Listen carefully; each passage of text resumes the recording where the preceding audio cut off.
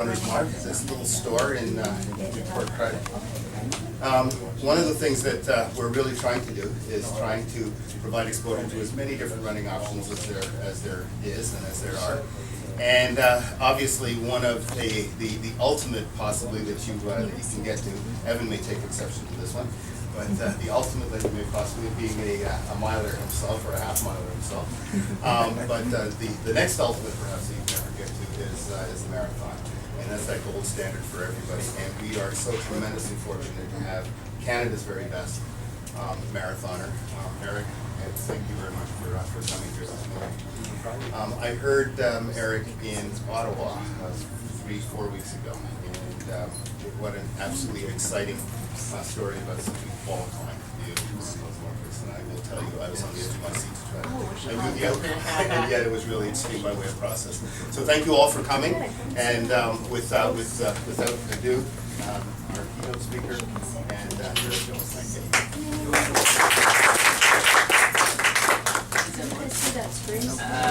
Today I am going to talk about really anything you guys want me to, so feel free to ask me questions that you have through the presentation. My two most exciting races that I was a part of, those are the two races that I'm going to talk about today. They were the qualifying race for London, for the London Olympics, and I did that in Toronto. I did the Scotiabank Waterfront Marathon, and then the actual marathon in London, Ontario. So London, England. So I'll talk about those two races. Anytime that I'm going through this, just feel free to ask any questions that you have. It's a small group, so get comfortable and definitely put up your hand or just shout out anything that any comments you have. So this is some publicizing for our first for the qualifying race to go to London. There was a number of Canadians that were hoping to get marked there. Very talented field. 6 of us total, and there's 3 spots. Each country is allowed to send up to 3 athletes per event. So the marathon has 3. And this is back in 2011. The window opened for qualifying for the Olympics and the marathon. So my training partner, Reed, in the middle there, he had hit the mark in 2010, and the window just opened then. So he was one person that had it. That's it. So there was 5 other people that were trying to get it in this race. Myself, I was approximately 40 seconds off in 2010. So coming into this race, I was training even more consistent. Felt like I was more fit, more confident, had more racing under my belt. So I was really looking forward to this 2011 race to try and get that Olympic standard. And over 42 kilometers, I only needed to take 1 second off per kilometer. So it sounds very easy, 1 second.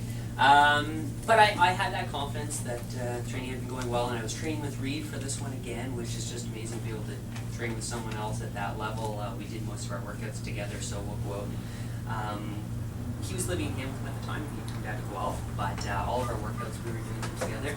So I have the confidence that his workouts were going well, mine were going well, we both ran well the year before.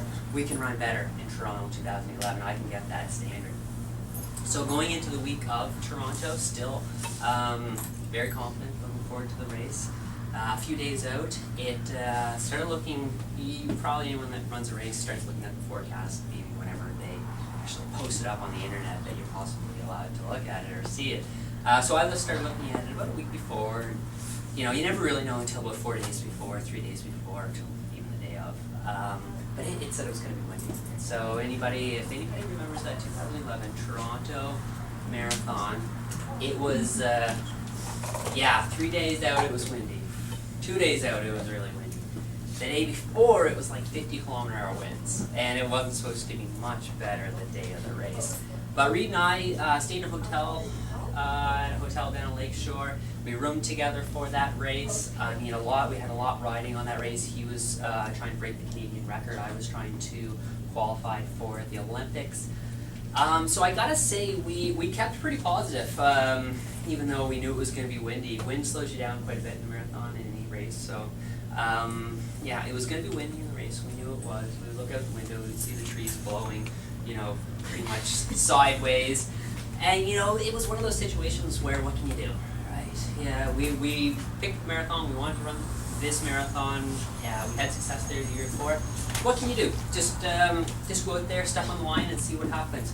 So that's exactly what I did the morning of the race. I really didn't know how it was going to go. I thought going in, on a good day, I can get that standard. It's something that I envisioned myself doing for months now. I felt fit enough to do it. If it was a little bit windy, I could fight for it. You know, I felt I was fit enough to go out there and fight for that if it was windy or a little bit warm.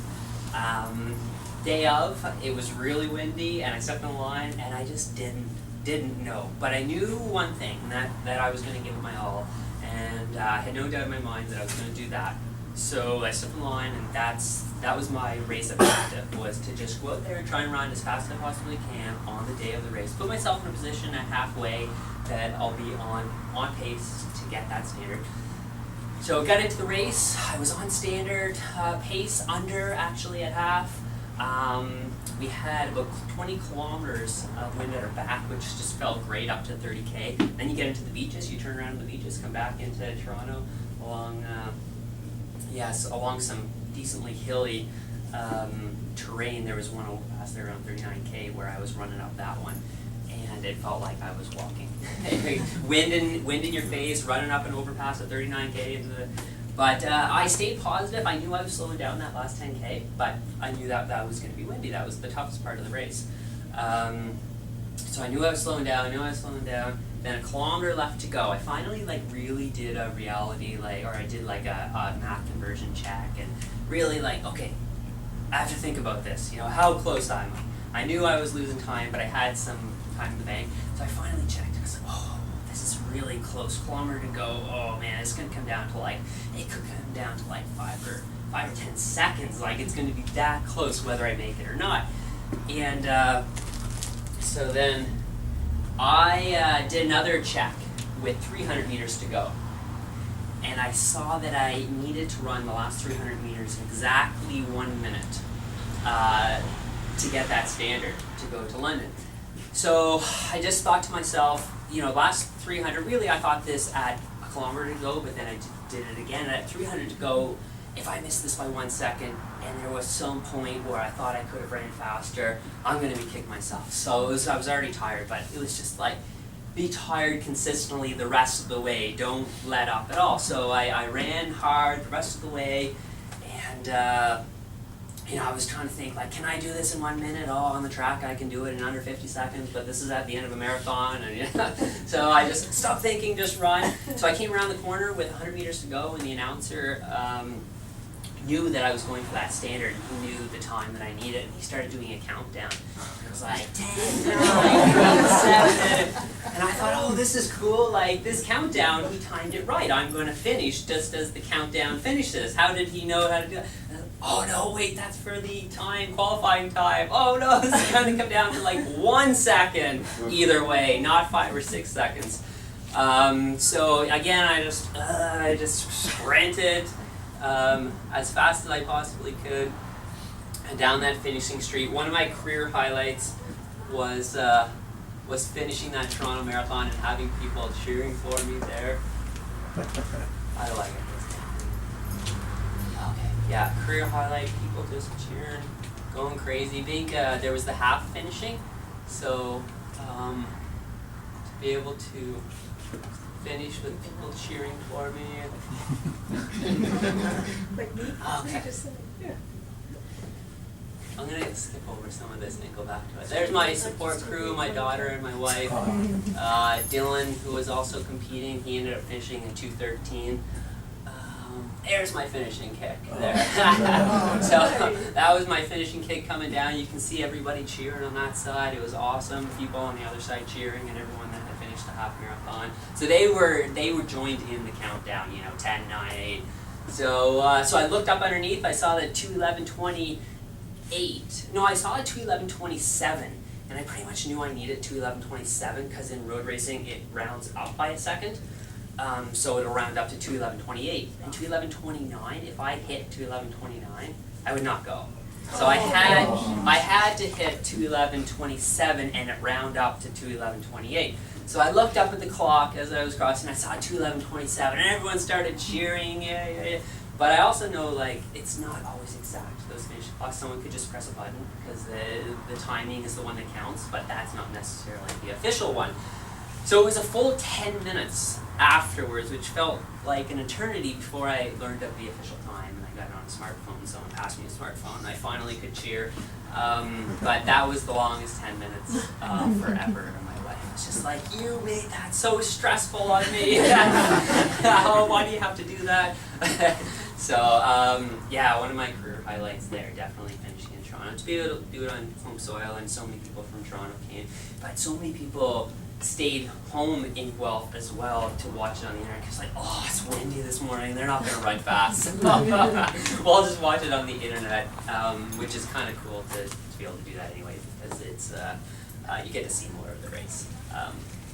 So I was more nervous actually after they rebroadcasted it that afternoon on CBC TV. I did the highlights for an hour, and I was more nervous watching that than my brain wasn't even working. So watching it afterwards, I kept thinking, what if I didn't make it? What if they find something that, you know, finds that 1 second where, you know, I knew that I made it. I'll show you a typical training week for me. This is my leading up to my first marathon.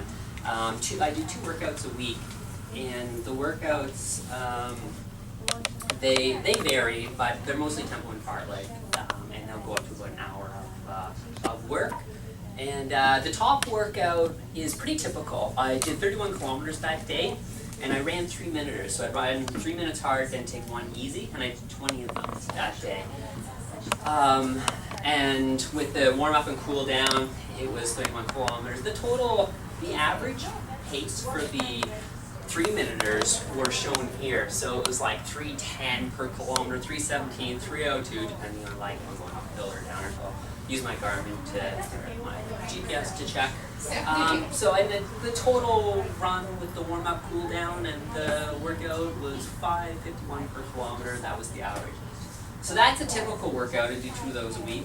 Now, one workout I do during every marathon build-up is marathon simulation, and that's the Saturday workout that I did here. I did a total of 42 kilometers in that marathon simulation workout, and yeah, so so that's the big one where I run 90 minutes at tempo and at similar, close to race pace. So I'll start 30 minutes just over race pace, 30 minutes at race pace, 30 minutes just under race pace.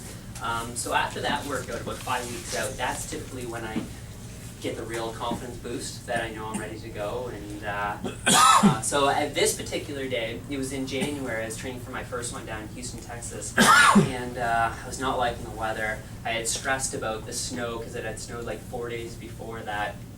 And finally, it was a nice day, but it was still minus 11. I did it on a dirt road. I did 42 kilometers on like a 3 kilometer. Evan would know because he trains in Guelph, goes to Guelph, and yeah, he knows this. I did the P. I did like a straight out 1.5 kilometer and then a loop of 2 kilometers and back. And I did 42 kilometers on that loop that day because it was the only good footing that I could find anywhere. So. And there was no traffic on it. So it was a dirt road, but it was plowed. So I did my workout on that, and it's one of those things where you make do with what you have. So it's absolutely not perfect conditions, not perfect footing, but I got a great workout in that day. So it shows you what, you know, your mind can kind of mind over matter and just get the work in and turn a negative into a positive. My positive there was that it wasn't snowing like it was the 3 days previous. Like every day it was snowing. So it wasn't snowing and it was sunny out.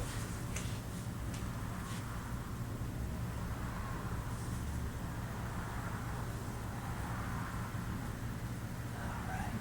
So yeah, we had lots of press afterwards. That Reed in that race actually, he ran really well too. He ran with the leaders in that 2011 Scotiabank race until he took the lead at, I think it was around 35 35 kilometers, 34 kilometers, and I was just a little bit back, and someone yells at me, "Reed just took the lead," and I was running fast, I was running well, and then I look at my watch, and I just had run a 3-minute, I was like, I'm going to take my split on this next kilometer, and I ran 3 minutes per kilometer, which is faster than my race pace, and I just thought, oh, he's going to win the race, I'm going to hit standard, and then the next kilometer, into the wind, and I started feeling it a little bit more, and the adrenaline of people yelling. I ran 3:16 the next kilometer, so I knew I was in for a fight after that. But yeah, the adrenaline wore off that 1 kilometer. All right, so that was the qualifying race, and that got me to London. I ran that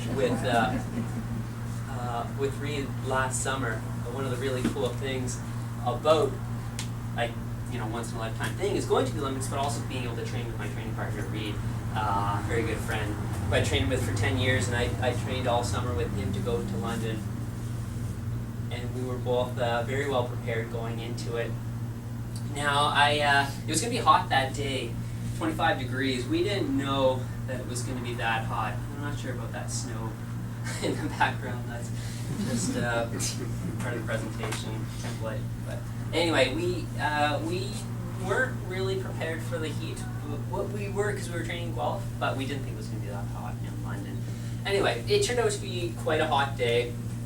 So I went in with the attitude just to, just to race it. It's kind of like if it's really windy. You just race it, try and run as fast as you can on that day. And a lot of people in that London race, the London Olympic race, went out too fast. And in hindsight, I think a lot of people didn't adjust for that 25 degrees heat plus the sun, and they got real pumped up with the crowd, 100,000 people out watching, just really loud, so loud that my ears were ringing. When I'd get to a quiet spot, there was an underpass where nobody could get to and watch, and it was like I stepped outside of a rock concert because the crowd just cheers for you all the way around, right? It was a 13-kilometer loop course, so they were just cheering for us everywhere. So I went out relatively slow. I had a bit of a hip issue that it just wasn't feeling right. When you get up for a run, you're like, oh, there shouldn't be any reason for this, but I just don't feel good. I don't feel like I can run fast for the full race this way. So I'm just gonna focus on relaxing. It's hot out. It's the Olympics. I'm probably already excited enough, right? I don't need to get more excited. Why don't I focus on relaxing? So I focused on relaxing for about 10 to 15 kilometers, and it didn't do great things for my placing. I was 73rd out of 100 at 10K, and then at 15K I started to feel a little bit better, moved up a couple spots. This is Reed and I in the Olympic Village, just moving around. We were in there. We were the very last day of competition, so we had some time to kill before our race. And so I moved up a little bit, still focusing on just staying comfortable and relaxed. And by halfway, actually that little issue with my hip that I wasn't feeling great about, it kind of went away by half. And that's when I started to really set my goals for the rest of the race. I saw my split, and it was really slow, but I thought, you know what, that just, a momentary doubt came into my mind. I pushed that away, and I thought, you know what, that just means that I can run the second half really hard, because the first half wasn't crazy fast. So that's the attitude that I took into the second half of the race. I just started running, I kept running my own pace. Going back to who qualified, Dylan Wykes, this guy, he was the third guy that qualified for the Olympics in the marathon. This is when we were named back in Guelph. So I just started trying to run faster and faster, or run at a quicker tempo second half of the race, and I kept picking people off, feeling good. Saw a lot of people suffering from the heat the second half. The crowd was still amazing, just cheering like crazy. I was actually beside a UK guy, and they got the loudest cheers, of course, and it was actually annoying. It went from being like, this is amazing, like the crowd was just, and then it was like, everyone was whistling at him, right, like trying to get him. It's like, I want to get away from this UK guy, because he's too, like, this is too annoying, it's too loud. So I just started just continuing running my own race. I felt strong, I wasn't thinking about my hip anymore. I was picking some more people off. by 30K, I was seeing a lot of guys that were significantly slowing. I was like, oh man, like some people are really feeling this weather. So that's when I started to think, oh, a lot of people could have went out too fast. Here's some training leading up to the race. Cooks Mill Carter Road, the dirt road that was all snow there earlier. Doing some mile repeats in town around a loop. Dave Scott Thomas, my coach there in the middle, and he's coach of the Speed Road Track and Field Club. So I, at 40K, I had moved all the way up to 27th, and I was still feeling really good. That singlet came undone. It's just glued together up there, and it came undone with Good luck. about 3 miles to go. I was loving the crowd before that. They were just, awesome, just cheering Canada. It didn't matter like where they were, who they were cheering Canada, and then all of a sudden they start laughing at me. When my singlet came undone, I was like, oh, I'm not sure I like you guys anymore. But it happened with 3 miles to go. I was having a good race. It was feeling good, so it didn't affect me at all. But I wouldn't have wanted that to happen 3 miles into the race. It would have been kind of annoying. But yeah, that last 2.2 kilometers, able to pick off another 5 guys, had a good finish, and that was my London experience. It was a real phenomenal time, like one that I'll look back on for the rest of my life and think good thoughts about it. And it's nice to be able to do that. So you guys can ask me now about anything you want. Anything. Training advice or You went to Beijing for the 10K. What made you switch to the marathon? It was a natural progression. I've always wanted to do the marathon. The 10K, and particularly most track events, you need a pretty good kick at the end of the race to be able to compete at national championships, Olympics, world championships. And myself, I felt like my strength was more in the endurance rather than being able to kick fast that final lap. So a lot of championships, Olympic races will go out slow, pick it up, and then just drill the last lap. And that wasn't my strength, so I thought the marathon would be where you don't really have to have that kick. I thought that would be something I would be interested in. And the longer tempo stuff, like I showed you those 2 workouts, I've always enjoyed that stuff. And I felt strong in those when I was training for the 10Ks. I could do the marathon, It was intimidating, like thinking about running that far, that long, racing over. But I thought, I could do it. So, and it's also an appealing event for me because I like road racing, and they don't have road races other than the marathon at the Olympics. So whenever I go to a road race, I enjoy the atmosphere of road races. I enjoyed the atmosphere of. I remember watching Ottawa back in 2003, the Ottawa Marathon race weekend, and I raced the 10K the night before, and then watched the marathon the next weekend. I always wanted to be a part of it, so I was getting into my late 30s or late 20s. I wanted to try one. So my first goal at Houston Marathon was I wasn't thinking any time standard. I was just trained to enjoy it. Just when I finished the race, I want to have the feeling that, hey, this is a race that I want to try and qualify for the Olympics in. Enjoy the process, so I wanted to enjoy the process of that first marathon. So I didn't set any strict time goals on myself. I just learn about it, go out there and have fun, put in the work, and then feel like when you're done that this is something you want to do. And that's exactly what I felt like after my first marathon when I ran 2:13:52.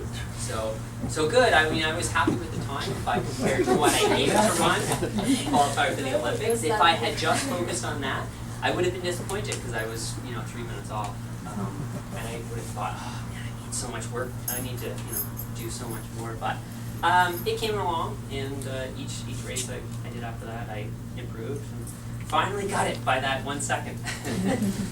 Yeah, so. Are you continuing to train for future Olympics, or? Yeah, so I'll continue to run. Still at it now. I had committed to Boston this past year, but I suffered an injury just before going to Kenya for 7 weeks, and that derailed my Boston plans. So right now I'm focusing on a fall marathon. Yeah, and as long as